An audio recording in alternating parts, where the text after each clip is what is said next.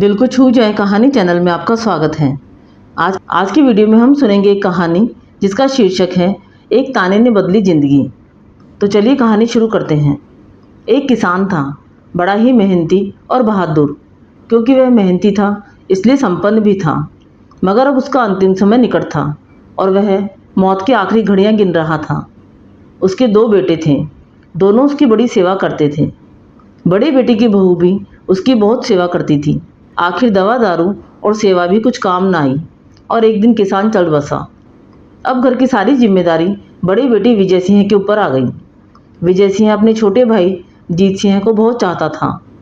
जीत सिंह भी उसका बड़ा आदर करता था। दोनों भाइयों को एक दूसरे पर गर्व था। मगर विजय की पत्नी जीत सिंह को पसंद नहीं करती थी। उसका विचार था कि जीत को खेती के काम में विजय की मदद करनी चाहिए। वह सोचती थी कि सारा काम उसके पति को ही क्यों करना पड़े। हालांकि भाइयों में द्वेष भाव नहीं था, मगर विजय की पत्नी को देवर सदा खटकता रहता था। एक दिन जीत सिंह लौटकर घर गया और भाभी से खाना मांगने लगा। उसकी भाभी ने तुनक कर कहा, रसोई में जाकर खा लो, मैं कोई तुम्हारी नौकर नहीं हूँ। जीत सिंह ने कुछ जवाब नहीं दिया। वह चुपचाप रसोई घर में गया और खाना निकालकर खाने बैठ गया।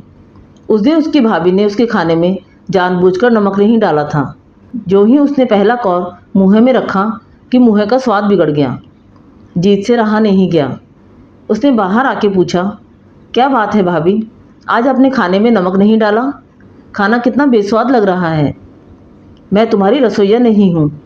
अगर तुम्हें इतना ही स्वादिष्ट खाना चाहिए तो जाकर विजयगढ़ की राजकुमारी से शादी क्यों नहीं कर लेते? उसकी भाभी ने व्यंग्य किया। जीत सिंह ने कहा, तो आप यह चाहती हैं? अच्छी बात है, मैं ऐसा ही करूँगा। मैं सौगंध लेता हूँ कि विजयगढ़ की राजकुमारी से शादी करने के बाद ही घर लौटूंगा। जीत सिंह उसी समय घर छोड़कर चल दिया और विजयनगर की राजधानी सांभर नामक राज्य में जा पहुँचा। राजमहल में पहुंचकर उसने राजा से निवेदन किया, महाराज, मैं आपकी सेवा में आना चाहता हूँ। राजा ने जीत सिंह की ओर देखा। वह सुंदर, सुडौल और ताकतवर नवयुवक था। राजा को वह एक ही नज़र में भा गया।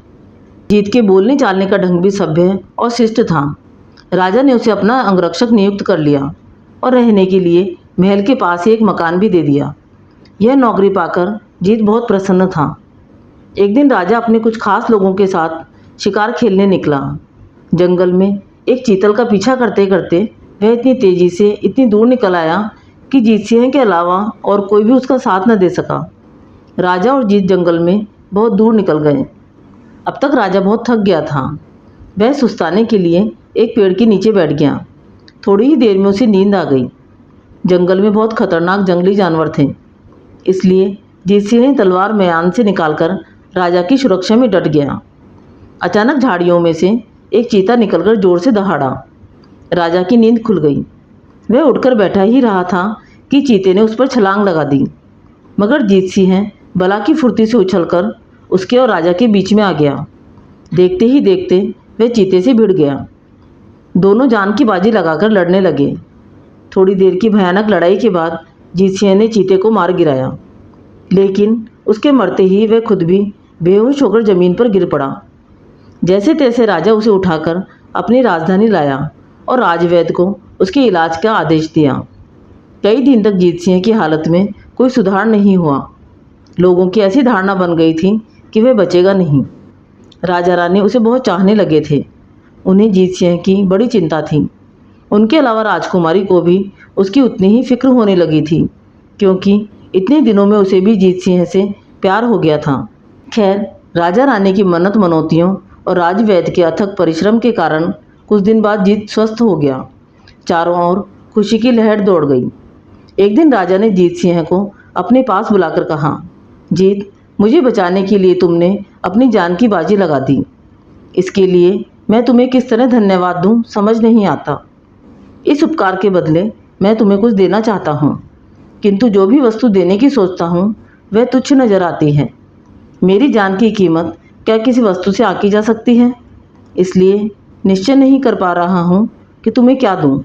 तुम ही कुछ बताओ। इस पर जीत सिंह बोला, महाराज, मैंने तो केवल अपना कर्तव्य निभाया है। सेवक का तो यही कर्तव्य है कि स्वामी के लिए एक बार क्या, आवश्यकता पड़े तो सैकड़ों बार भी जान की बाजी लगा दे। अपने बहादुर अंगरक्षक की बात से राजा बहुत प्रसन्न हुआ। राजा ने कहा कि हमें तो सिर्फ एक ही उपाय नजर आता है और वह है कि हम अपनी राजकुमारी की शादी तुम्हारे साथ कर दें। इस पर जीत बोला कि महाराज की प्रत्येक आज्ञा का पालन करना मेरा कर्तव्य है। राजा प्रजा का पिता होता है और पिता अपनी संतान के विषय में जो सोचता है अच्छा ही सोचता है। इससे अधिक मैं क्या कहूँ महाराज। राजा जीत सिंह की बात सुनकर इतना प्रसन्न हुआ कि उसने उसी दिन घोषणा करवा दी कि राजकुमारी का विवाह है जीत सिंह के साथ किया जाएगा।